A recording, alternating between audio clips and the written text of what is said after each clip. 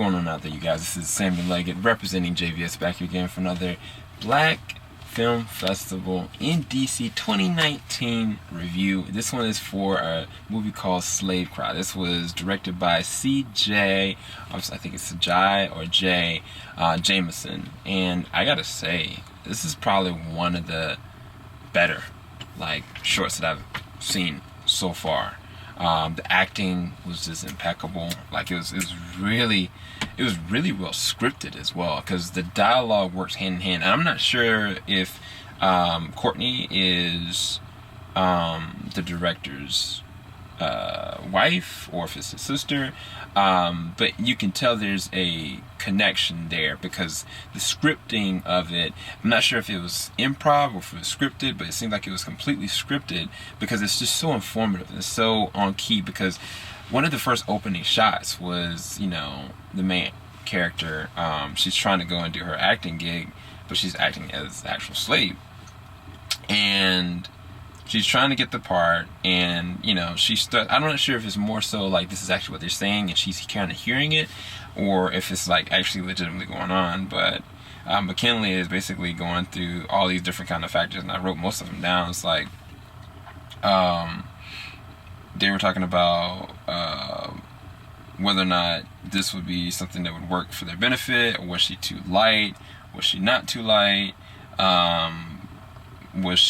they just heard that she had really good performances, but they wanted to kind of tailor this to maybe a mixed race statement, and then trying to permutate the situation to their betterment on the back right off. And it was just kind of like you're just trying to be a really good actress, you know what I'm saying? Even if she had an open dialogue later on, towards the third act with another person, she's I really wanted to go into New York University and go and do the acting, but she got in Juilliard. The other actress went to New York University, but she wanted to go to Juilliard.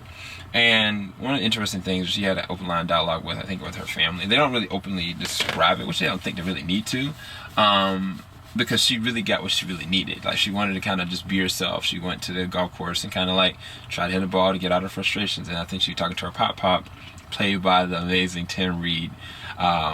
Most notable definitely is it, but I mean he's sister. There's a lot of different other things he's been in.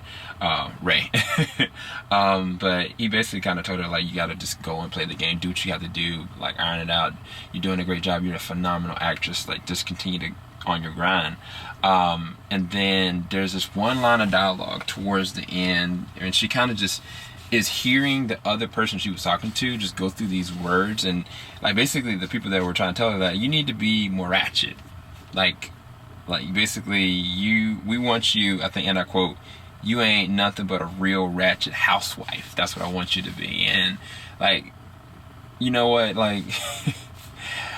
from a racial standpoint, and also being a black man, I wouldn't want to be defined just by this.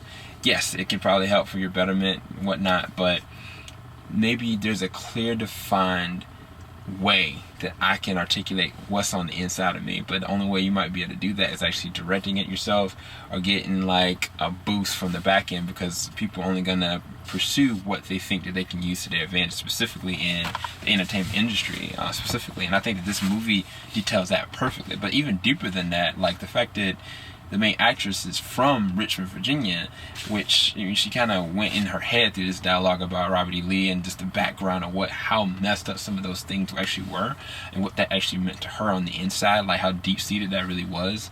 It's hard because she's trying to make it as an actress, but at the same time, she's still very much so a black woman trying to make it out here, and they're rubbing up against each other too much, to the point that she's kind of being pulled apart. And it's kind of I think one of the most interesting things is when she was kind of rereading it, and you could kind of tell I don't know personally whether or not she's gonna compromise, or if she's just gonna play the game for as long as she can to get to the point that she needs to get to. You know what I'm saying? Did she get it, or she realized this part of it's gonna be broken off? You know what I'm saying? And I think that's the more interesting thing. Slave Cry is an embodiment of still slavery that's kind of going on inherently through what what their perspective of what you really are. And I think that this movie speaks to that very much so in volumes. Like it's masterfully written to me, and it's well acted enough that I'm kind of like I got the message.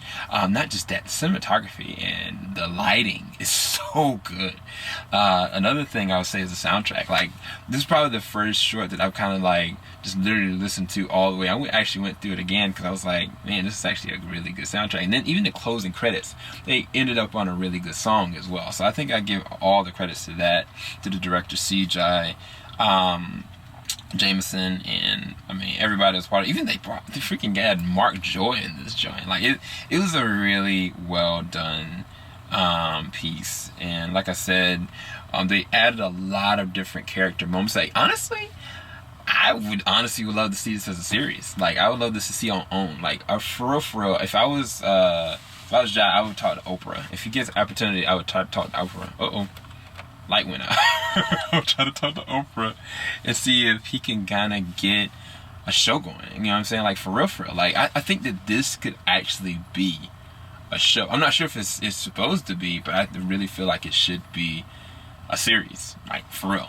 Like straight up. I would get full endorsement. I would review every single episode. Let me know what you need. I can help. For real.